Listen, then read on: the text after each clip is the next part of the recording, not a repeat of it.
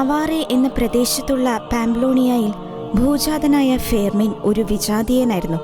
സാറ്റേണിനിയൂസിൽ നിന്ന് ജ്ഞാനസ്നാനം സ്വീകരിച്ച ഫെർമിൻ ടോളൂസിൽ വെച്ച് പുരോഹിതനാവുകയും പാംപ്ലോണിയയിലെ ആദ്യ ബിഷപ്പായി നിയമിക്കപ്പെടുകയും ചെയ്തു. അക്വിറ്റാനിയ, ഓവർണിയ, ആൻജു, ആമിൻസ് എന്നീ പ്രദേശങ്ങളിൽ സുവിശേഷം പ്രസംഗിച്ച അദ്ദേഹത്തെ ആമിൻസിലെ അധികാരികൾ ജയിലിൽ അടച്ചു.